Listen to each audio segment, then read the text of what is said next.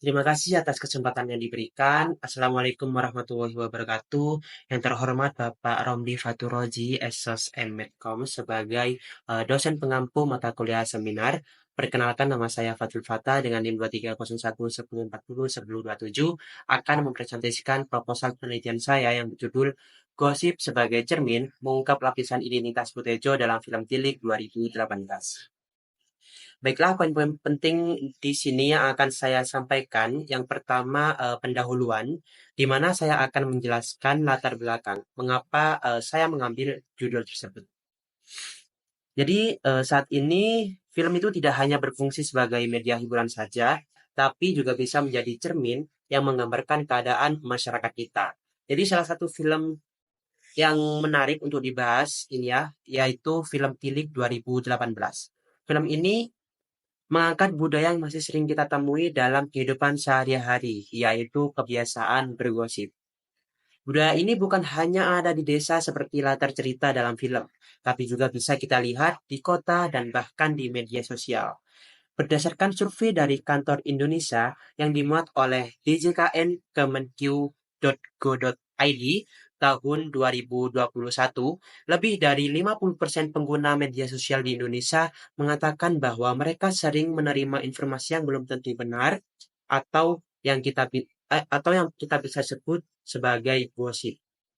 Jadi ini membuktikan bahwa gosip bukan cuma sebatas obrolan santai saja, tapi juga punya pengaruh dalam cara kita berkomunikasi, mengontrol, bahkan menunjukkan kekuasaan di lingkungan sosial. Jadi kenapa film ini menjadi menarik? Karena di film ini juga menyuguhkan tokoh sentral bernama Butejo. Ya, Butejo. Ia terkenal dengan gaya bicaranya yang ceplas-ceplos, suka menyimpulkan sendiri, dan kadang bisa mempengaruhi orang lain. Karakter Butejo ini sempat viral, terutama saat film ini diunggah ke kanal YouTube pada tahun 2020, dan hanya dalam waktu 48 jam saja, film ini ditonton lebih dari 300.000 kali dan menjadi trending topik di Twitter. Jadi, fenomena ini menunjukkan bahwa masyarakat di Indonesia, terutama ya, itu merasa relate dengan karakter Butejo. Banyak yang membencinya, namun di saat yang sama juga mengakui bahwa mereka mengenal Butejo lain di dunia nyata gitu. Bahkan tidak sedikit dari mereka menyadari bahwa mereka pun pernah menjadi Butejo. Yang menjadi pertanyaan menarik adalah, kenapa karakter Butejo ini bisa begitu melekat di ingatan penonton? Apa yang sebenarnya ingin disampaikan lewat karakter ini?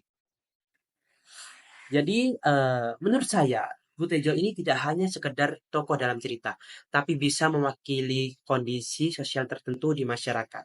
Karena itu, saya ingin membahas tokoh Butejo ini lebih dalam dengan menggunakan pendekatan tiga dimensi karakter, fisiologis, sosiologis, dan psikologis. Dan manfaat yang dapat diperoleh dari makalah ini yaitu diharapkan dapat memperluas pemahaman baik bagi peneliti maupun pembaca tentang karakter Butejo sebagai tokoh antagonis dalam film Tilik. Selain itu, makalah ini diharapkan dapat memberikan pemahaman yang lebih mendalam tentang karakter tokoh Butejo. Kemudian kita lanjut ke landasan teori. Di sini saya mengambil beberapa teori. Pertama dari Effendi tahun 1986 tentang teori film. Effendi menyebutkan bahwa film adalah media komunikasi yang menggabungkan suara dan gambar untuk menyampaikan pesan. Film Tilik termasuk ke dalam film fiksi karena ceritanya itu rekaan dan dimainkan oleh aktor. Kemudian saya juga mengambil teori dari teori dari Pratista 2008 di mana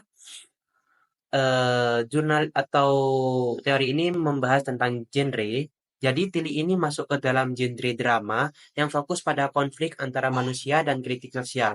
Drama ini efektif untuk menggambarkan gosip dan dinamika sosial masyarakat dan masyarakat desa secara realistis gitu. Kemudian selanjutnya di sini aku menggunakan teori dari Aminuddin dan Minderov tahun 2010 dan 2005 di mana ini menemukan teori penokohan yaitu pendekatan melalui tiga dimensi tokoh. Ada fisiologis, Fisiologis ini dapat dilihat dari tampilan fisik dan usia, fisiologisnya terlihat dari status sosial, pekerjaan, dan peran di masyarakat, kemudian psikologisnya dapat dilihat dari sifat, perilaku, dan motivasi. Saya juga merujuk kepada 3 penelitian terdahulu. Yang pertama terdapat penelitian dari Dewangga tahun 2018 yang membahas tokoh antagonis di film Power Rangers dengan fokus pada 3D karakter. Namun, deskripsi ini belum membahas teknik penggambaran tokohnya. Kemudian, skripsi dari Araya Dewi tahun 2018 yang meneliti tokoh utama dalam film Di Timur Matahari dengan menggunakan metode langsung, tapi bukan antagonis seperti Butejo. Kemudian yang ketiga, Ahmad Roji tahun 2021 yang meneliti Butejo dengan pendekatan semiotika, sedangkan saya menggunakan pendekatan karakter dengan metode langsung. Kemudian selanjutnya, kita masuk ke bab 3 yaitu metodologi penelitian. Pada penelitian ini saya menggunakan pendekatan deskripsi kualitatif. Ya, kenapa saya menggunakan deskripsi kualitatif ini? Karena saya ingin menggambarkan karakter Butejo secara mendalam dan detail, terutama sebagai tokoh antagonis dalam film Titik. Kemudian data sumber utama saya ini berasal dari film Titik yang disutradarai oleh Wahyu Agung Prasetyo dengan berdurasi sekitar 32 menit dan tayang di YouTube sejak 17 Agustus 2020 dan hingga kini film ini telah ditonton lebih dari 29 juta viewers. Untuk teknik pengumpulan data sendiri, saya menggunakan metode observasi dengan cara menonton film secara berulang, mencatat dialog, adegan, dan gestur yang relevan dengan karakter Butejo. Selain itu, saya juga melakukan studi pustaka dari buku, artikel, jurnal, maupun sumber online lainnya. Sedangkan untuk teknik analisis data sendiri, saya merujuk pada teori dari Sugiono tahun 2018 yang meliputi beberapa tahap, yaitu mengamati dan menonton film secara berulang, memahami isi film sesuai dengan fokus penelitian, mengelompokkan data berdasarkan dimensi karakter dan teknik penokohan, menganalisis data dengan pendekatan 3 dimensi karakter, dan terakhir menyimpulkan hasil analisis yang menunjukkan bagaimana karakter Butejo ini merepresentasikan budaya gosip di masyarakat. Sekian presentasi dari saya. Terima kasih. Wassalamualaikum warahmatullahi wabarakatuh.